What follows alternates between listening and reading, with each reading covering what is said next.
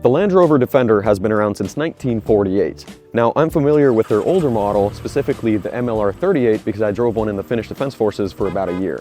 But right now behind me, I have the L663 generation 110X.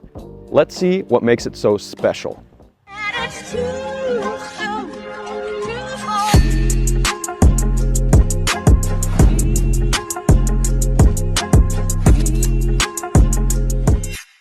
The Land Rover Defender 110 L663 comes in 6 different trim levels.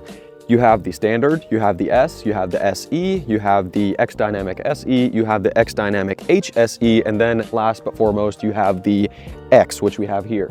Now, this comes with a 3-liter inline-6 engine producing 395 horsepower paired with an 8-speed automatic transmission.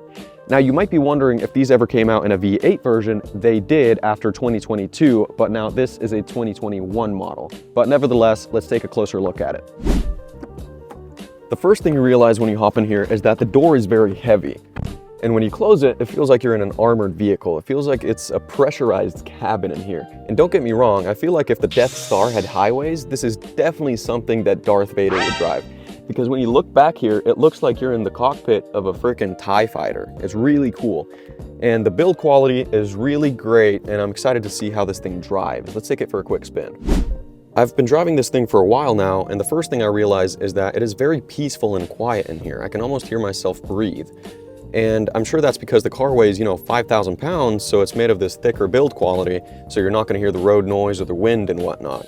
It also has this peaceful and luxurious feeling in here. It kind of feels like when you're on a road trip and your passengers have fallen asleep, but you're awake and driving, so everyone can get home safely and go to bed.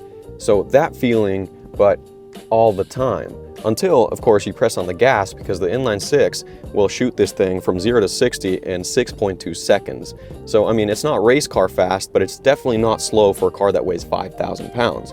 That accompanied with everything feels very responsive over here. The steering is like butter, the throttle response is great, it shifts smooth, and again, because there's not a lot of road noise at all actually, it just has this very premium feeling to it. I honestly might buy this car myself.